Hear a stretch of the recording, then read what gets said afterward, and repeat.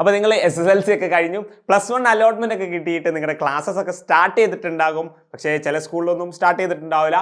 അപ്പം എങ്ങനെയായാലും നിങ്ങളെ അക്കൗണ്ടൻസി ക്ലാസ് ഒക്കെ എങ്ങനെയുണ്ട്? നിങ്ങൾ ടെക്സ്റ്റ് ബുക്ക് ഒക്കെ മറിച്ച് നോക്കിയോ? എങ്ങനെയുണ്ട്? ഡിഫറെൻറ്റ് ചാപ്റ്റേഴ്സിൻ്റെ ഒരു എന്തെല്ലാം എന്നുള്ളൊരു ഇൻഡെക്സ് നമ്മൾ നോക്കുമല്ലോ. ഈ ചാപ്റ്റർ കുറേ പഠിക്കാനുണ്ട്. ആദ്യത്തെ 2 ചാപ്റ്റർ വളരെ ചെറുതാണ്, എളുപ്പത്തിൽ പഠിച്ചു പോവാം. അപ്പോൾ ആ ഡിസ്കഷൻസ് ഒക്കെ നിങ്ങളുടെ ഇടയിൽ ഇങ്ങനെ നടന്നുകൊണ്ടിരിക്കുകയാണല്ലേ? പേടിക്കണ്ട കേട്ടോ, വളരെ സിമ്പിളാണ് നമ്മുടെ +1 +2 കൊമേഴ്സ് ഒക്കെ. അതിൽ നിങ്ങളുടെ അക്കൗണ്ടൻസി ഉണ്ട്, ബിസിനസ് സ്റ്റഡീസ് ഉണ്ട്, എക്കണോമിക്സ് ഉണ്ട്, ഇംഗ്ലീഷ്, സെക്കൻഡ് ലാംഗ്വേജ്, പിന്നെ ഓപ്ഷണലായിട്ട് കമ്പ്യൂട്ടറോ മാത്തമാറ്റിക്സോ അതുപോലെ തന്നെ വേറെ എന്തുണ്ട്, പൊളിറ്റിക്സ് ഉണ്ട്, സ്റ്റാറ്റിസ്റ്റിക്സ് ഒക്കെ എടുക്കുന്ന കുട്ടികളുണ്ടാവും അല്ലേ? സോ അത് നിങ്ങളുടെ ഓപ്ഷണൽ സബ്ജക്റ്റാണ്. സോ നമ്മൾ ഇന്നത്തെ ക്ലാസ്സിൽ ഡിസ്കസ് ചെയ്യാൻ പോകുന്നത് എന്താണെന്ന് വെച്ചാൽ, നിങ്ങൾ അക്കൗണ്ടൻസി എടുത്ത കുട്ടികളുണ്ടല്ലോ, അക്കൗണ്ടൻസിയിൽ ഏതൊക്കെ ചാപ്റ്റർ ഉണ്ട്, എന്താണ് അക്കൗണ്ടൻസി എങ്ങനെ പഠിക്കാം, എങ്ങനെ പഠിച്ചാൽ നിങ്ങൾക്ക് ഫുൾ മാർക്ക് വാങ്ങാം എന്നുള്ള കാര്യങ്ങളാണ് നമ്മൾ ഇന്ന് ഈ ഒരു വീഡിയോയിൽ ഡിസ്കസ് ചെയ്തത്. സോ നിങ്ങൾ അക്കൗണ്ടൻസി എടുത്ത ആൾക്കാരാണെങ്കിൽ നിങ്ങൾക്ക് അക്കൗണ്ടൻസി 2 ടൈപ്പ് ആണുള്ളത്. ഒന്ന് അക്കൗണ്ടിങ് വിത്ത് AFS അഥവാ അനാലിസിസ് ഓഫ് ഫിനാൻഷ്യൽ സ്റ്റേറ്റ്മെന്റ്, മറ്റൊന്ന് അക്കൗണ്ടിങ് വിത്ത് കമ്പ്യൂട്ടറൈസ്ഡ് അക്കൗണ്ടിങ്, അല്ലെങ്കിൽ അക്കൗണ്ടിങ് വിത്ത് എന്ന് പറയേണ്ട കമ്പ്യൂട്ടറൈസ്ഡ് അക്കൗണ്ടിങ് എന്നാണ് പറയാം. എന്താണ് ഇത് രണ്ടും തമ്മിലുള്ള വ്യത്യാസം? നിങ്ങൾ ചൂസ് ചെയ്യുന്ന സമയത്ത് അവിടെ കമ്പ്യൂട്ടർ ലാബ് ഉള്ള സ്കൂളാണെങ്കിൽ അവിടെ നിങ്ങൾക്ക് പ്രാക്ടിക്കൽ സബ്ജക്റ്റ് ഉണ്ടെങ്കിൽ, പ്രാക്ടിക്കൽ ചെയ്യുന്നുണ്ടെങ്കിൽ എന്ത് ചെയ്യും, നിങ്ങൾക്ക് എന്തായിരിക്കും, അക്കൗണ്ടിങ് വിത്ത് കമ്പ്യൂട്ടറൈസ്ഡ് അക്കൗണ്ടിങ് ആയിരിക്കും. അപ്പോൾ അവിടെ നിങ്ങൾ +1 വലിയ മാറ്റമൊന്നും ഉണ്ടാവില്ല, ഒരേ സംഭവം തന്നെ പഠിക്കാം. പക്ഷേ +2 എത്തുമ്പോൾ എന്തുണ്ടാകും, നിങ്ങൾക്ക് അഡീഷണൽ ആയിട്ട് പ്രാക്ടിക്കലിന് പകരം എന്ത് പഠിക്കുക, ഈ കമ്പ്യൂട്ടറൈസ്ഡ് അക്കൗണ്ടിങ് പഠിക്കുന്നവർക്ക് പ്രാക്ടിക്കലിന് അഡീഷണൽ ആയിട്ട് കുറച്ച് കാര്യങ്ങൾ പഠിക്കാനുണ്ടാകും. ഇനി ഈ കമ്പ്യൂട്ടറൈസ്ഡ് അക്കൗണ്ടിങ് അല്ലാതെ പ്രാക്ടിക്കൽ ഇല്ലാത്ത കുട്ടികളാണെങ്കിൽ അവർക്ക് അനാലിസിസ് ഓഫ് ഫിനാൻഷ്യൽ സ്റ്റേറ്റ്മെന്റ് ആണ്. അവർക്ക് പ്രാക്ടിക്കൽ ഉണ്ടാവില്ല, പക്ഷേ സെപ്പറേറ്റ് ആയിട്ട് AFS എന്ന് പറഞ്ഞ ഒരു ടോപ്പിക് അവർക്ക് പ്രത്യേകം പഠിക്കാനുണ്ടാകും. അവിടെ 6 ചാപ്റ്റേഴ്സ് ഉണ്ടാകും. സോ ഈ കമ്പ്യൂട്ടറൈസ്ഡ് അക്കൗണ്ടിങ് പഠിക്കുന്ന ആൾക്കാരാണെങ്കിൽ നിങ്ങൾക്ക് +1 60 മാർക്കിന് എക്സാം ഉണ്ടാവുക. +2 എന്ത് ചെയ്യും, +2 40 + 20 അഥവാ 60 മാർക്ക് തന്നെയാണ് എന്തുണ്ടാവുക, +2 എക്സാം ഉണ്ടാവുക. പക്ഷേ AFS പഠിക്കുന്ന ആൾക്കാരാണെങ്കിൽ നിങ്ങൾക്ക് 80 മാർക്കിനാണ് റിട്ടേൺ എക്സാം ഉണ്ടാവുക. എത്ര മാർക്കിന്? 80 മാർക്കിന് എന്തുണ്ടാകും, റിട്ടേൺ എക്സാം ഉണ്ടാവും. അപ്പോൾ ഈ ബാക്കി 40 ഉണ്ടല്ലോ, ഇവിടെ 20 ബാക്കി 40 മാർക്ക് എവിടെയാ പോവുക? ഈ 40 മാർക്ക് ഇവർക്ക് എന്തുണ്ടാകും, പ്രാക്ടിക്കൽ ആയിട്ടായിരിക്കും എന്തുണ്ടാവുക, എക്സാമിന് ഉണ്ടാവുന്നത്. പ്രാക്ടിക്കൽ മീൻസ് കമ്പ്യൂട്ടറിൽ എന്ത് ചെയ്യും, നമുക്ക് ഡിഫറെൻ്റ് ആയിട്ടുള്ള പ്രാക്ടിക്കൽ ക്വസ്റ്റ്യൻസ് ഉണ്ടാകും, അത് ചെയ്യണം, അതിൻ്റെ ക്വിസും കാര്യങ്ങളൊക്കെ ഉണ്ടാകും. അതാണ് നിങ്ങളുടെ ജനറൽ ആയിട്ട് പഠിക്കാനുള്ളത്. പിന്നെ നിങ്ങളുടെ അക്കൗണ്ടൻസിയിലേക്ക് വരുമ്പോൾ നിങ്ങൾക്ക് 15 ചാപ്റ്റേഴ്സ് ഉണ്ട്. അതിൽ ആദ്യത്തെ 2 ചാപ്റ്റേഴ്സ് തിയറിറ്റിക്കൽ ചാപ്റ്റേഴ്സാണ്, ചെറിയ ചാപ്റ്റേഴ്സാണ്, ഇൻട്രൊഡക്ഷൻ ആണ് അവിടെ വരുന്നത്. പിന്നെയുള്ള ചാപ്റ്ററുകളൊക്കെ എത്രാമത്തെ ചാപ്റ്റർ വരെ, 11ാമത്തെ ചാപ്റ്റർ വരെ നിങ്ങൾക്ക് എന്താണ്, പ്രോബ്ലം ചാപ്റ്റേഴ്സ് ആണ്. അവിടുന്ന് ബാക്കിയുള്ള 4 ചാപ്റ്റേഴ്സ് കമ്പ്യൂട്ടറും ആയി റിലേറ്റ് ചെയ്തിട്ടുള്ള ചാപ്റ്റേഴ്സ് ആണ്. അപ്പോൾ ഈ പ്രോബ്ലം ചാപ്റ്റേഴ്സ് കുറച്ചൊരു ബുദ്ധിമുട്ടുണ്ടാകും. പക്ഷേ തിയറി ചാപ്റ്റേഴ്സ് നിങ്ങൾക്ക് വളരെ സിമ്പിളായിട്ട് വായിച്ചാൽ തന്നെ മനസ്സിലാവുന്ന വളരെ സിമ്പിളായിട്ടുള്ള ടോപ്പിക്കാണ്. ഈ പ്രോബ്ലം ചാപ്റ്ററിൻ്റെ പ്രത്യേകത എന്താണെന്ന് വെച്ചാൽ പല ചാപ്റ്റേഴ്സും എന്താണ്, വളരെ കണക്റ്റഡാണ്. ആദ്യത്തെ ചാപ്റ്റർ പഠിച്ചാലേ അടുത്ത ചാപ്റ്റർ പഠിക്കാൻ പറ്റുള്ളൂ. സോ അതുകൊണ്ട് നിങ്ങൾ ശ്രദ്ധിക്കേണ്ട ഒരു കാര്യം, ആദ്യത്തെ ചാപ്റ്റർ മുതൽ എന്ത് ചെയ്യണം, നിങ്ങൾ നന്നായിട്ട് പഠിക്കാൻ തുടങ്ങണം, എങ്കിലേ അടുത്ത ചാപ്റ്ററുകൾ നിങ്ങൾക്ക് മനസ്സിലാവുകയുള്ളൂ. രണ്ടാമത്തെ കാര്യം എന്താണെന്ന് വെച്ചാൽ, നിങ്ങൾ അക്കൗണ്ടൻസി ഒരു പ്രോബ്ലം ചാപ്റ്റർ ആയതുകൊണ്ട് എങ്ങനെ പഠിക്കണം, നിങ്ങൾ പ്രോബ്ലംസ് ചെയ്ത് പഠിക്കണം. സോ നിങ്ങളൊരു ചാപ്റ്റർ പഠിച്ചു കഴിഞ്ഞാൽ അതുമായി ബന്ധപ്പെട്ട് ഒരുപാട് സിമിലർ ക്വസ്റ്റ്യൻസുകൾ ഉണ്ടാകും, പ്രീവിയസ് ഇയർ ക്വസ്റ്റ്യൻസോ അതുപോലെ നമ്മുടെ എഡ്യൂബോർഡിന് ആപ്ലിക്കേഷൻസ് തരുന്ന ഒരുപാട് ക്വസ്റ്റ്യൻസ് ഉണ്ടാകും, നമ്മുടെ കമ്മ്യൂണിറ്റിയിൽ നമ്മൾ ഒരുപാട് ക്വസ്റ്റ്യൻസ് കൊടുക്കുന്നുണ്ടാകും. സോ അതൊക്കെ നിങ്ങൾ എന്ത് ചെയ്യണം, മാക്സിമം ചെയ്ത് നോക്കാം. അപ്പോൾ ഒരു ജേർണൽ എൻട്രിയുടെ അല്ലെങ്കിൽ ഒരു ടേബിൾ വരയ്ക്കുന്ന ഒരു പ്രോബ്ലം നിങ്ങൾ പഠിച്ചു കഴിഞ്ഞാൽ അതുമായി ബന്ധപ്പെട്ട് അതുപോലത്തെ മുൻ വർഷങ്ങളിൽ ചോദിച്ചിട്ടുള്ള ഒരുപാട് ക്വസ്റ്റ്യൻസുകൾ എന്ത് ചെയ്യണം, നിങ്ങൾ ഒരുപാട് ചെയ്യാം. അങ്ങനെ ചെയ്ത് പ്രാക്ടീസ് ആയാലേ നിങ്ങൾക്ക് ഈ പ്രോബ്ലംസ് ചെയ്യാൻ പറ്റുള്ളൂ. ഇനി തിയറിറ്റിക്കൽ പോർഷൻസ് ആണെങ്കിലോ, ഫസ്റ്റത്തെ 2 ചാപ്റ്ററോ അല്ലെങ്കിൽ കമ്പ്യൂട്ടറൈസ്ഡ് അക്കൗണ്ടിങ്ങിന്റെ അല്ലെങ്കിൽ CASന്റെ ഭാഗമായിട്ടുള്ള ചാപ്റ്റേഴ്സുകളാണെങ്കിൽ നിങ്ങൾ എങ്ങനെ പഠിക്കണം, അത് എഴുതി പഠിക്കാം. സോ ഒരു തിയറി ആയിട്ടുള്ള ഒരു പോർഷൻ നിങ്ങൾ എഴുതിയാൽ അത് പെട്ടെന്ന് തന്നെ നിങ്ങളുടെ മൈൻഡിലേക്ക് എന്ത് ചെയ്യും, അങ്ങ് വന്ന് മൂടിക്കളയും. അപ്പോൾ നിങ്ങൾ ഇത്ര പഠിക്കാനുണ്ട് എന്ന് കരുതി 10ാം ക്ലാസ്സിൽ നിന്ന് +1 വരുമ്പോൾ അതിൻ്റെ ഒരു ലെങ്ത് കൂടും, അല്ലെങ്കിൽ ഒരു ഡിഫിക്കൽട്ടിനെസ് കൂടും. കാരണം നമ്മൾ സ്റ്റെപ്പ് മുകളിലേക്ക് കയറുക. 10ാം ക്ലാസ് വരെ പഠിച്ച അരുണോ അക്ഷയോ ഫായിസോ അക്മലോ അമലോ ഒന്നും അല്ല. കാരണം നിങ്ങൾ എന്ത് ചെയ്തു, ലെവലപ്പായി. ഇനി ഞാൻ ഹയർ സെക്കൻഡറി ആണെന്ന് പറഞ്ഞ കുട്ടികളല്ലേ. അപ്പോൾ ഹയർ സെക്കൻഡറി ലെവലിലേക്ക് എത്തുമ്പോൾ നിങ്ങൾക്ക് എന്തുണ്ടാകും, നിങ്ങൾ കുറച്ചും കൂടി ഡിഫിക്കൽട്ട് സബ്ജക്റ്റുമായി ഏറ്റുമുട്ടാൻ പോവുകയാണ്. അങ്ങനെ ഏറ്റുമുട്ടുമ്പോൾ എന്ത് ചെയ്യും, നിങ്ങൾ കുറച്ചും കൂടി കഷ്ടപ്പെടേണ്ടി വരും. സോ ആ കഷ്ടപ്പാട് എന്ത് ചെയ്യും, നിങ്ങൾക്ക് ഹാർഡ് വർക്കിന് നിങ്ങൾ എന്ത് ചെയ്യും, ആ കഷ്ടപ്പാടും ആ ഹാർഡ് വർക്കും നിങ്ങളുടെ എക്സാമിൻ്റെ റിസൾട്ട് വരുന്ന അന്ന് എന്ത് ചെയ്യും, നിങ്ങൾക്ക് പേ ഓഫ് ചെയ്യും, നിങ്ങൾക്ക് നല്ല മാർക്ക് കിട്ടും. അപ്പോൾ നിങ്ങൾ എന്ത് ചെയ്യണം, കഷ്ടപ്പെടാൻ റെഡി ആവണം. കാരണം നല്ല കുറച്ചും കൂടി ഡിഫിക്കൽട്ട് ആയിട്ടുള്ള സബ്ജക്റ്റുകളായിരിക്കും നിങ്ങൾക്ക് പഠിക്കാനുണ്ടാവുക. പക്ഷേ അവിടെ ഒരു ഗുണമുണ്ട്, നിങ്ങൾക്ക് ഞങ്ങൾ എജുവേർഡ് ഉണ്ടല്ലോ, നിങ്ങൾക്ക് നല്ല രീതിയിലുള്ള ക്ലാസ്സസും അതിൻ്റെ നോട്ട്സുകളും പ്രീവിയസ് ഇയർ ക്വസ്റ്റ്യൻസിൻ്റെ ഡിസ്കഷനും എക്സാമിൻ്റെ സമയത്തുള്ള റിവിഷൻസും ലൈവും കാര്യങ്ങളൊക്കെ ആയിട്ട് നമ്മൾ എന്ത് ചെയ്യും, വളരെ തകൃതിയായിട്ട് നമുക്ക് ഒരുമിച്ചിട്ട് എന്ത് ചെയ്യാം, ഈ ഒരു കൊമേഴ്സ് ഹ്യൂമാനിറ്റീസ് എന്ത് ചെയ്യാം, നമുക്ക് ഉഷാറായിട്ട് മുന്നോട്ട് പോകാം. സോ നമ്മുടെ അക്കൗണ്ടൻസിയിൽ ഓരോ ചാപ്റ്റർ നോക്കുകയാണെങ്കിൽ ഫസ്റ്റത്തെ ചാപ്റ്റർ ഇൻട്രൊഡക്ഷൻ ടു അക്കൗണ്ടിങ് ആണ്. അപ്പോൾ നിങ്ങൾ ആദ്യമായിട്ട് ലൈഫിൽ അക്കൗണ്ടൻസി പഠിക്കുന്നത് അല്ലേ, സയൻസോ ഹ്യൂമാനിറ്റീസോ ഒക്കെ പഠിക്കുന്ന കുട്ടികളാണെങ്കിൽ അവർക്ക് ബയോളജി, ഹിസ്റ്ററി, ജോഗ്രഫി ഒക്കെ ഓൾറെഡി 8ാം ക്ലാസ്സിലും 9ലും 10ാം ക്ലാസ്സിലൊക്കെ പഠിച്ചു കഴിഞ്ഞ കാര്യങ്ങളാണ്. പക്ഷേ നിങ്ങൾക്ക് ഈ എക്കണോമിക്സോ അക്കൗണ്ടൻസിയോ ബിസിനസ് സ്റ്റഡീസോ ഒന്നും ഇതുവരെ ഒരു സ്കൂളും പഠിച്ചിട്ടുണ്ടാവില്ല, 10ാം ക്ലാസ് വരെ പഠിച്ചിട്ടുണ്ടാവില്ല. ആദ്യമായിട്ട് പഠിക്കുക. അപ്പോൾ എന്താണ് അക്കൗണ്ടിങ്, ഇൻട്രൊഡക്ഷൻ ആണ് ഈ ഒരു ചാപ്റ്റർ പഠിക്കുന്നത്. അപ്പോൾ ഡെഫിനിഷൻ എന്താണ്, അക്കൗണ്ടിങ്ങിൻ്റെ ഒബ്ജക്റ്റീവ്, അക്കൗണ്ടിങ്ങിൻ്റെ ഇൻഫർമേഷൻ്റെ ക്യാരക്ടേഴ്സ് എന്തെല്ലാം എന്നുള്ളതും അതുപോലെ കുറേ ടേംസുകളാണ് നമ്മൾ പഠിക്കുന്നത്. ഇവിടെ മാക്സിമം 3 to 5, 6 മാർക്സ് വരെ ഈ ചാപ്റ്റർ ചോദിക്കാറുള്ളൂ. ചെറിയൊരു ചാപ്റ്ററാണ്. രണ്ടാമത്തത് theory base of accounting. Accounting എന്തിനാണ് നമ്മൾ പഠിക്കുന്നത്, അക്കൗണ്ടിങ്ങിന് എന്ത് തിയറി ബേസ് ആണുള്ളത്, എന്ത് തിയറി വെച്ചിട്ട് എന്ത് ഡാറ്റ വെച്ചിട്ട് ഇൻഫർമേഷൻ വെച്ചിട്ട് നമ്മൾ അക്കൗണ്ടിങ് ചെയ്യേണ്ടത് എന്നതിന്റെ ഇമ്പോർട്ടൻസ് ആണ് നമ്മൾ ഈ ഒരു ചാപ്റ്റർ പഠിക്കുന്നത്. ഇവിടെ കുറച്ച് ഒരു ബേസിക് ആയിട്ടുള്ള ജനറലി അക്സെപ്റ്റഡ് അക്കൗണ്ടിങ് പ്രിൻസിപ്പിൾസ്, അതുപോലെ അക്കൗണ്ടിങ്ങിന് ചില കോൺസെപ്റ്റുകളുണ്ട്, ബേസിക് കോൺസെപ്റ്റ്. ഈ കോൺസെപ്റ്റ് പ്രകാരമാണ് നമ്മൾ അക്കൗണ്ടിങ് ചെയ്യേണ്ടത്.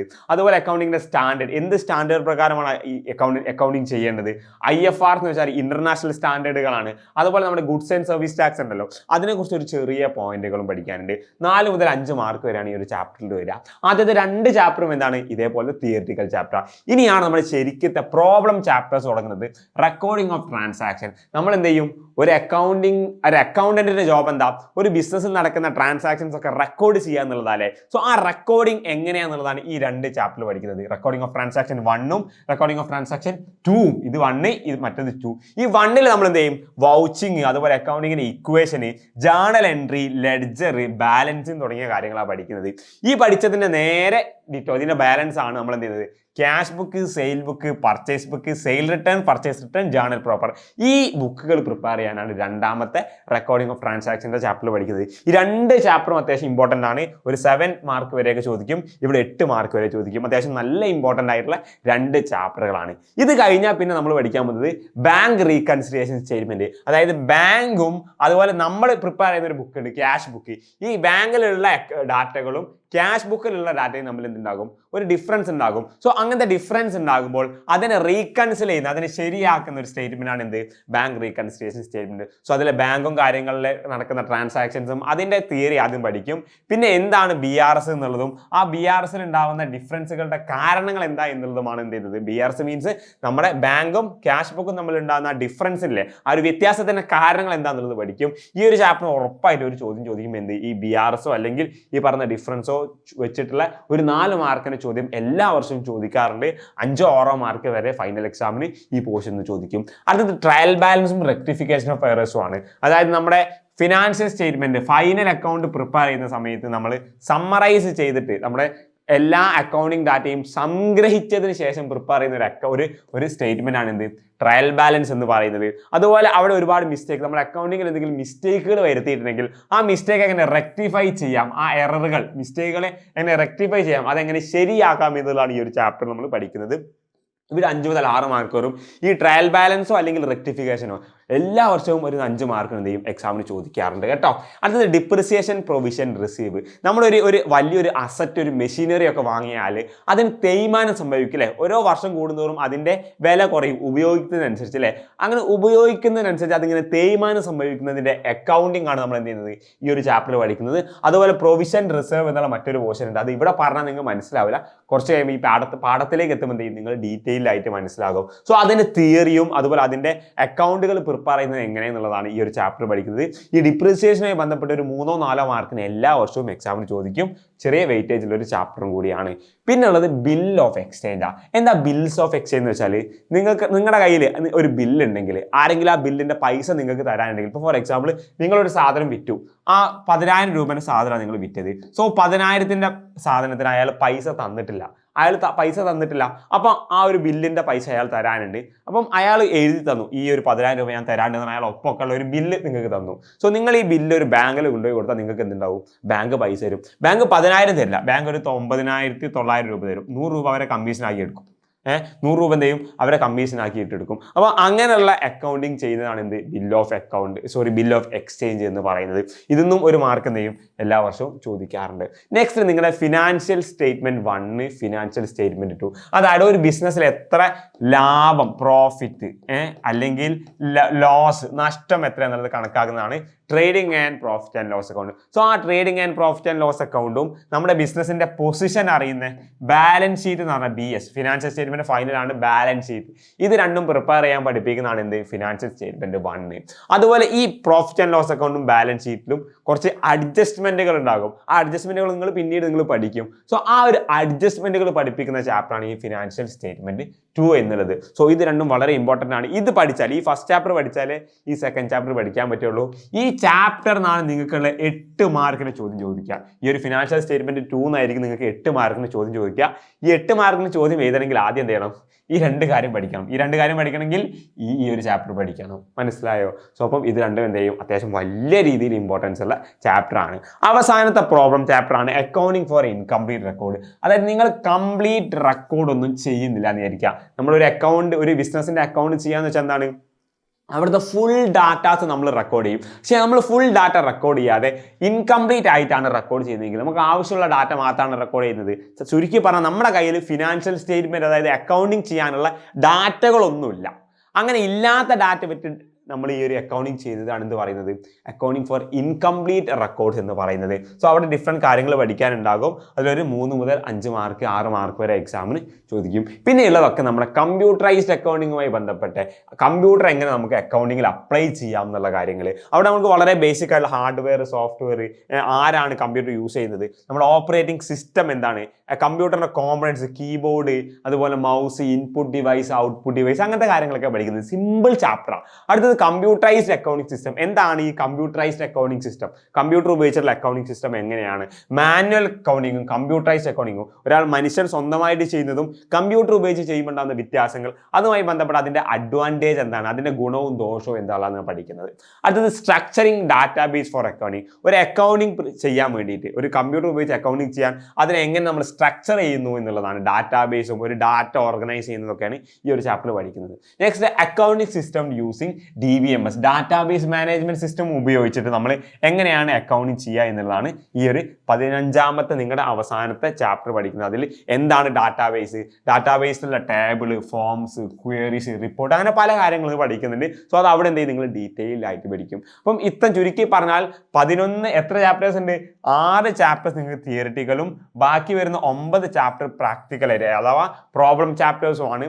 വളരെ സിമ്പിൾ ആയി നോക്കിയാൽ നിങ്ങൾക്ക് 60 മാർക്ക് നിങ്ങൾക്ക് ഫൈനൽ എക്സാമിന് ഉണ്ടാകും. അതിൽ ഏകദേശം 80 ചില്ലാനും മാർക്കിന് ചോദ്യം ചോദിക്കും. ആ 80 ചില്ലാനും മാർക്കിന്റെ ചോദ്യങ്ങളിൽ ഓപ്ഷനാണ്. അതായത് ചില 8 മാർക്കിന്റെ 2 ചോദ്യം ചോദിക്കും. അപ്പൊ തന്നെ 16 മാർക്കായില്ലേ. ഈ 2 എണ്ണത്തിൽ 1 മാത്രമേ നമുക്ക് എഴുതാൻ പറ്റുള്ളൂ. അപ്പൊ ഏകദേശം 88 മാർക്കിന് ചോദ്യം ചോദിക്കും. അതിൽ 60 മാർക്കിന്റെ ഉത്തരം നിങ്ങൾ എഴുതിയാൽ മതി. അപ്പം ഇത്രയും പാഠങ്ങളിലാണ് ചോദ്യം ചോദിക്കുക. വളരെ സിമ്പിൾ ആണ്.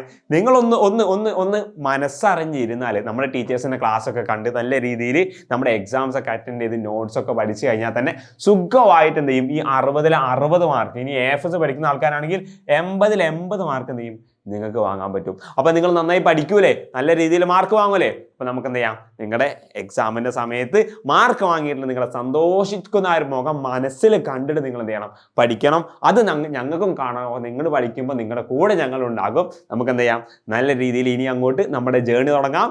നന്നായി പഠിക്കാം, നന്നായി വരാം.